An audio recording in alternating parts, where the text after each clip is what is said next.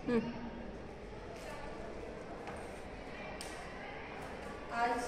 अभ्यासक्रमांतर्गत भाषा या विषयाच्या प्रात्यक्षिकांतर्गत सर्जनशील लेखनासाठी जे काही उपक्रम राबवले गेले किंवा सर्जनशील लेखन हे उपक्रम येथे राबवण्यात येत आहे।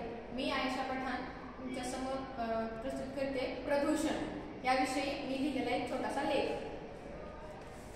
निसर्गात आपण बघतो प्रत्येक ठिकाणी जीवनाचे स्रोत आहेत, जसे की पाणी, हवा, माती आणि इतर काही गोष्टी जे जीवन जगण्यासाठी सजीवांना गरजेचे आहेत। मग ह्या सर्व जे स्रोत आहेत ते निसर्गाकडून आपल्याला भेटलेले आहेत, ते सर्व कसे आहेत? शुद्ध आहेत की नाही? मग त्यामुळं आपण जेव्हा ते स्रोत वापरतोय, मानवाच्या लालसा आणि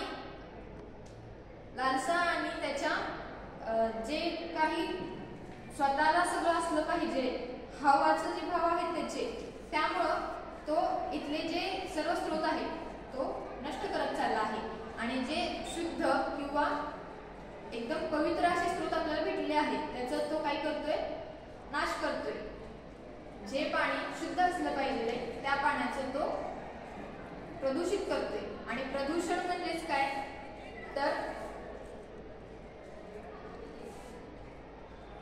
मानवाने केलेल्या कार्यामुळे नैसर्गिक ज्या संपत्ती आहेत त्याला झालेला नाश। संस्कृत श्लोकानुसार परोपकाराय फलन्ति वृक्षाः परोपकाराय वहन्ति नद्या परोपकाराय दुहन्ति गावः परोपकारार्थ इदं शरीरम्। ह्या श्लोकाचा तात्पर्य असा आहे की जे वृक्ष आहेत ते परोपकारासाठी दुसऱ्यांसाठी फल देतात, फळ स्वतः खात नाही तर दुसऱ्यांसाठी देतात। नदी जी आहे ती स्वतःचं पाणी स्वतः पित नाही तर आपल्यासाठी देते। ज्या गायी आहेत त्या स्वतःचं दूध स्वतःसाठी न ठेवता परोपकारासाठी दुसऱ्यांसाठी देतात। तसंच आपण जे मानव आहोत ते आपलं शरीर किंवा आपण स्वतः सदा परोपकार करण्यामध्ये, दुसऱ्यांचं भलं करण्यामध्ये गेलं पाहिजे। परंतु आपण काय करतोय तर जो निसर्ग आपल्याला भेटला आहे, जी संपत्ती आपल्याकडे आहे त्याचा नाश करायला चाललोय। मग ह्या प्रदूषणामध्ये सर्वात मुख्य प्रकारचं प्रदूषण माझ्या मतात वायू प्रदूषण आहे। का तर माणूस अन्न, वस्त्र, निवारा ज्या मूलभूत गरजा आहेत ह्यांच्या विना राहू शकतो काही दिवस, परंतु प्रॅक्टिकल सर्जनशील लेखन याविषयी मी बोलणार आहे।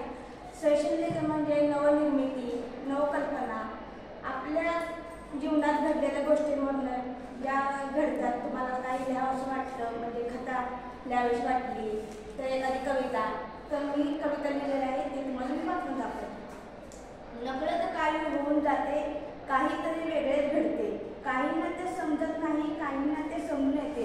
दुनियाचे हे रीत वेगळे, काहीतरी होऊन जाते, शहराचे हे गुपित वेगळे, रोज काहीतरी वेगळेच घडते।